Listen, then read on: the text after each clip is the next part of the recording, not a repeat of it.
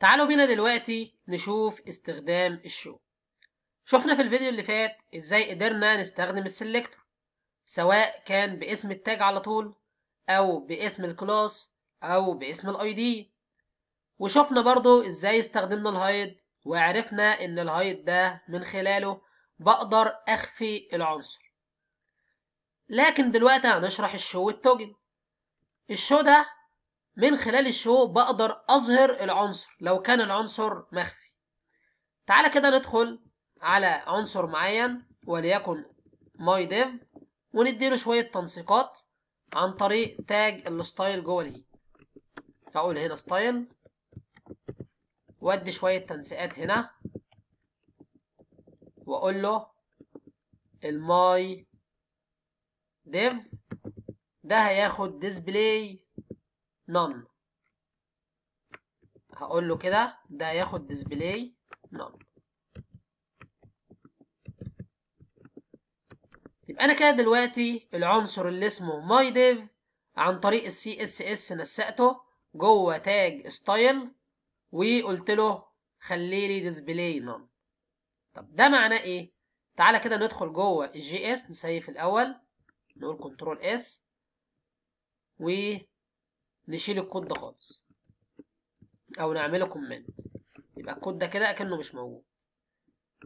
طيب دلوقتي في الطبيعي العنصر اللي عندي المفروض يكون مخفي. تعالوا كده نشوف، وبالفعل العنصر مخفي. تعالوا نشيل الديف الاخير ده عشان ما نتلخبطش. يبقى انا كده عندي ديف اسمه لوريم تكست ابسوم 11. العنصر ده فين؟ المفروض يكون موجود. العنصر ده مش موجود اصلا. ليه؟ لان انا قلت له ديسبلاي نون. قلت له ديسبلاي نون. طب انا دلوقتي حابب اظهر العنصر عن طريق الجي كويري. فكل اللي انا هعمله ايه؟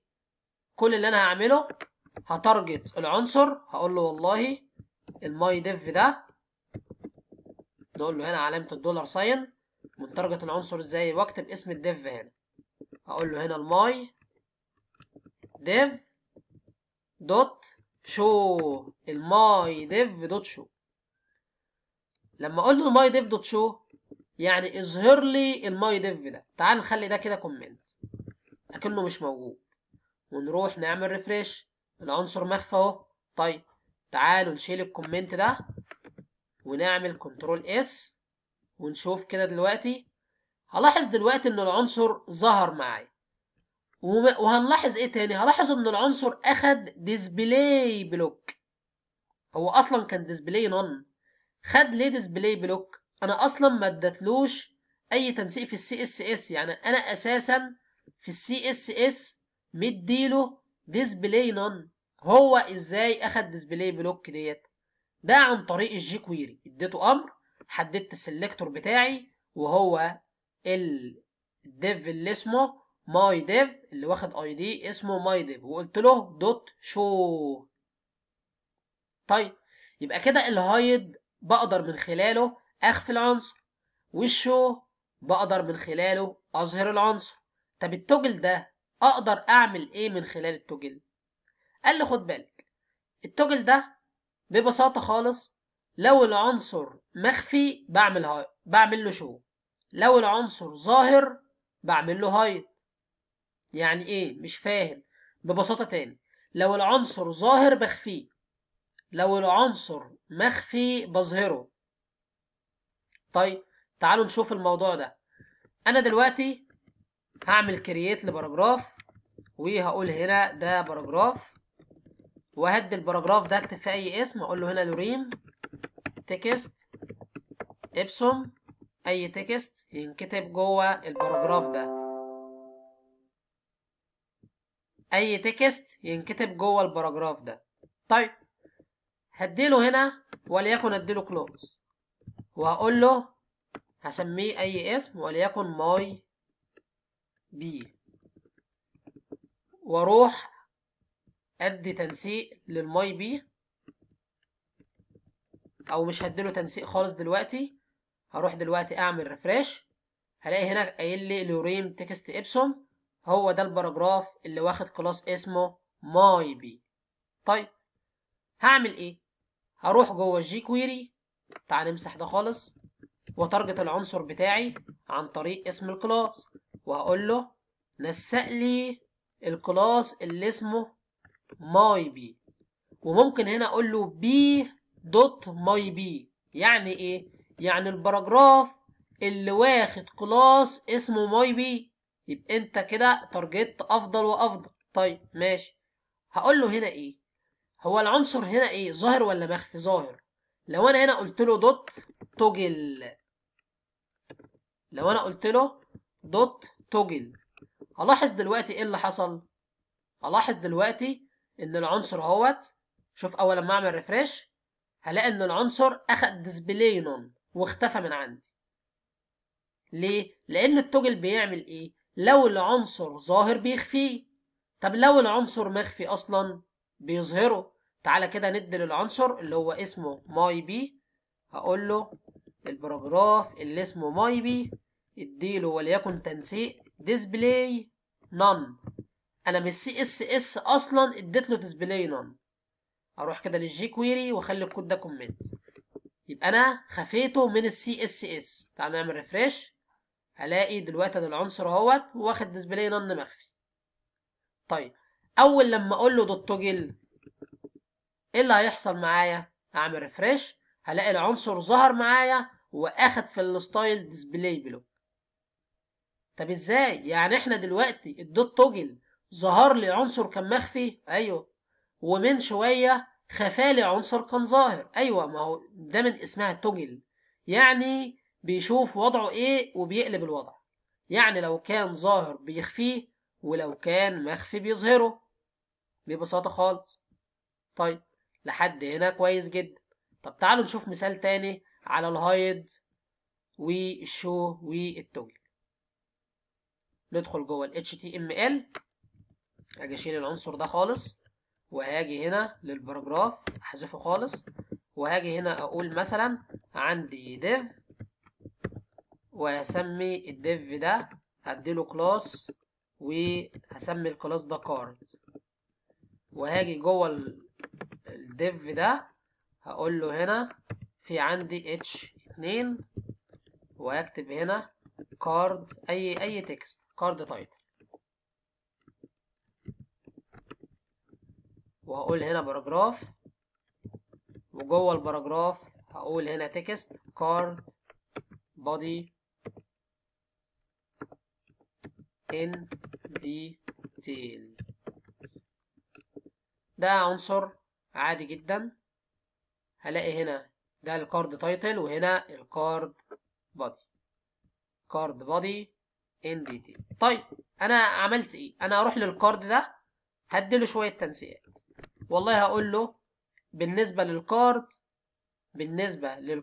اديله ويتس وليكن 300 بكسل. ممتاز. طيب ايه تاني؟ هديله هايت وليكن برضه نقول 200 بكسل، وهديله بادنج وليكن نقول 10 بكسل. يبقى انا كده اديت له ويتس، اديت له هايت، اديت له بادنج. طيب لحد هنا جميل جدا. تعال كده نشوف العنصر، نديله برضه نقول هنا color بحيث ان اللون يكون وليكن اللون الوايت، اللون الابيض، وهقول له هنا باك جراوند color وليكن اللون ده مثلا. تعالوا كده نشوف العنصر بتاعنا، هعمل ريفريش، ده العنصر اهو زي ما احنا شايفين، ده العنصر كارد تايتل كارد بادي ان ديتيل. طب انا عايز اعمل ايه؟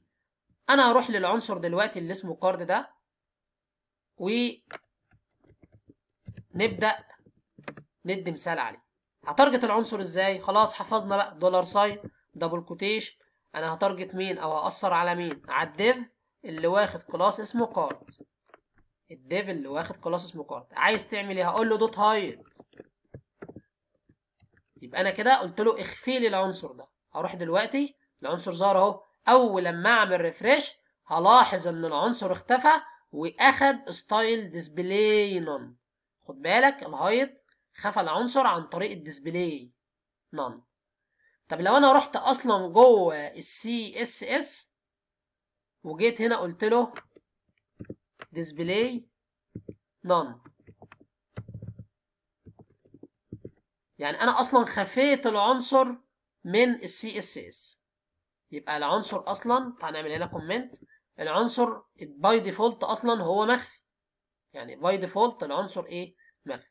عايز اظهره يبقى عن طريق الشو، يبقى هاجي هنا بدل ما قلت له دوت هايد، لا هقول له هنا دوت شو، فقلت له ان العنصر ده يبقى دوت شو.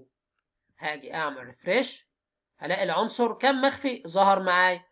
وخد بالك برضو بنأكد العنصر ظهر عن طريق ايه؟ عن طريق الديسبلاي بلوك، برضو عن طريق البروبرتي اللي اسمها ديسبلاي. العنصر كان مخفي ظهرناه. طب لو انا قلت له هنا دوت توجل هيعمل ايه؟ دوت توجل هو العنصر واخد في السي اس اس ايه؟ واخد ديسبلاي نون، يعني هو باي ديفولت مخفي، يعني العنصر باي ديفولت مخفي.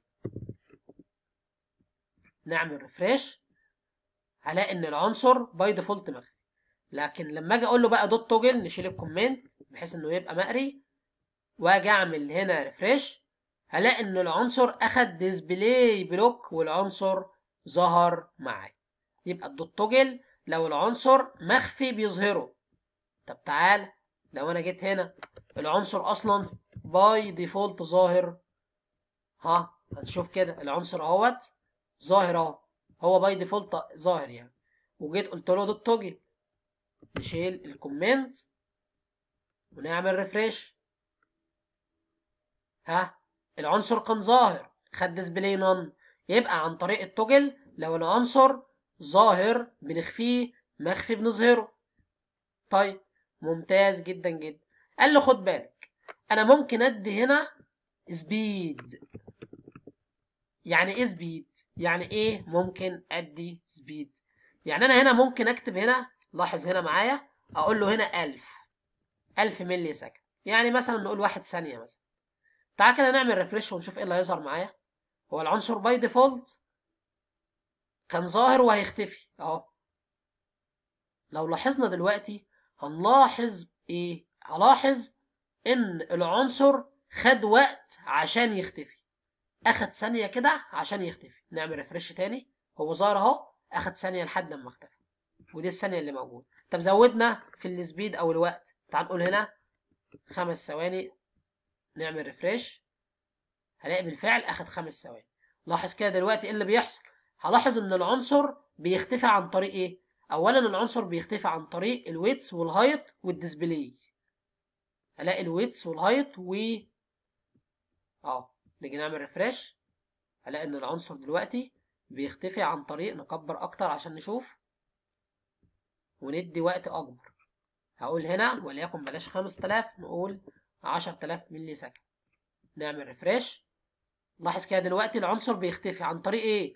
عن طريق ان العنصر الويتس بتاعه بيقل، البادنج بتاعه بيقل، الاوباسيتي عنده بتقل، يبقى العنصر كان ظاهر بيختفي. نفس الشيء برضه ينطبق على الشو، ممكن اديله تايم، ينطبق على الهايت، ممكن اديله تايم او سبيد، يعني ممكن اديله سرعه بحيث ان هو يختفي في السرعه دي.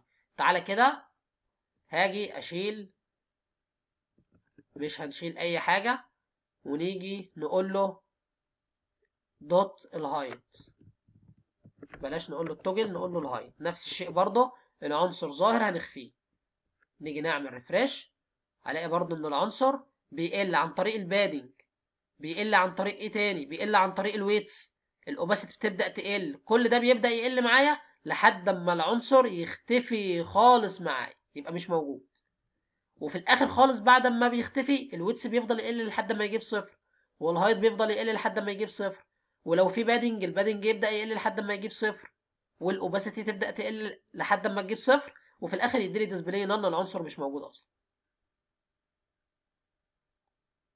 طبعا السبيد ديت ممكن اديها للشو، وممكن اديها للتوجل، وممكن اديها للهايت.